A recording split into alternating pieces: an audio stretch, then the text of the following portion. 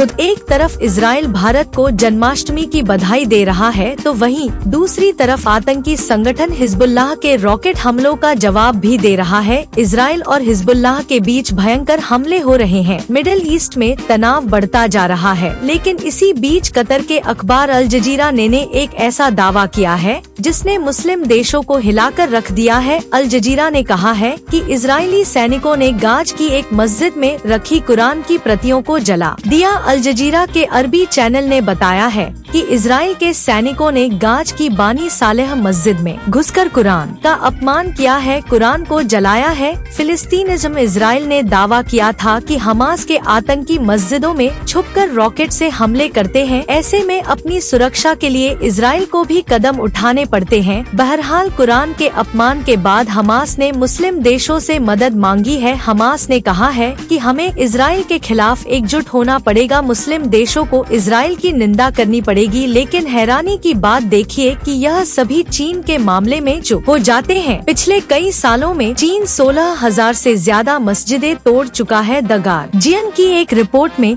इसका पूरा ब्यौरा दिया गया है, लेकिन कोई भी मुस्लिम देश इसकी निंदा नहीं करता। चीन में सरकार मस्जिदों के चीनीकरण का अभियान चला रही है। इसके तहत हजारों मस्जिदों का आकार बदला जा चुका है। हाल ही में चीन ने अपने देश में सबसे बड़ी मस्जिद का आकार भी बदल दिया। मस्जिद के गुंबद और मीनारों को तोड़ दिया गया। उइगर मुसलमानों के साथ चीन क्या करता है वह भी किसी से छिपा नहीं है। आप इसे सहयोग ही कहिए कि 2 साल पहले भगवान कृष्ण का नाम लेकर यूक्रेन ने भारत से जो कहा था, आज जन्माष्टमी के दिन बिल्कुल उसका उलट कर दिया है। लेकिन अब इसकी सजा यूक्रेन को कैसे मिली है वह हम आपको दिखाएंगे। दरअसल पीएम मोदी के समझाने के बावजूद जेलेंस्की माने नहीं। जेलेंस्की ने रूस पर एक बड़ा हमला करवा दिया। यूक्रेन सेना ने रूस के सारातोव शहर की सबसे ऊंची बिल्डिंग को निशाना बनाया और अपने 20 ड्रोन हमले के लिए भेज दिए। रूस पर हुए इस बड़े हमले में आधी बिल्डिंग क्षतिग्रस्त हो गई और कई लोग घायल हो गए। रूस पर यह बहुत ही घातक हमला था। यह हमला तब हुआ जब भारत में जन्माष्टमी मनाई जा रही है। हम रूस और यूक्रेन जंग में बार बार जन्माष्टमी का जिक्र क्यों कर रहे हैं वो अब आपको बताते हैं। दरअसल 2 साल पहले जब रूस ने यूक्रेन पर हमले शुरू ही किए थे, उस समय भारत में तैनात यूक्रेन राजदूत इगोर पोलिका ने भगवान कृष्ण और महाभारत का जिक्र किया था। इगोर पोलिका ने कहा था कि महाभारत के युद्ध से पहले भी शांति की कई कोशिशें हुई थी। पीएम मोदी को भी शांति दूत बनकर रूस को समझाना चाहिए कि वह हमले रोक दे। मजे की बात देखिए कि पीएम मोदी उसी समय से कई बार कोशिशें कर चुके हैं कि रूस और यूक्रेन जंग रुक जाए, लेकिन भारत को श्री कृष्ण की याद दिलाने वाले यूक्रेन ने महाभारत वाली गलती कर दी है। यह गलती आप देखेंगे तो आपके भी होश उड़ जाएंगे। खुद इगोर पोलिका ने कहा था कि भगवान श्री कृष्ण ने महाभारत को रोकने के लिए कई कदम उठाए थे। भगवान युद्ध रोकने के लिए शांति दूत बनकर कौरवों के पास गए थे और युद्ध न करने की अपील की थी, लेकिन दुर्योधन ने शांति प्रस्ताव को ठुकरा दिया। उसके बाद जो हुआ वह आप जानते हैं। आज यूक्रेन ने भी दुर्योधन वाला ही काम कर दिया है।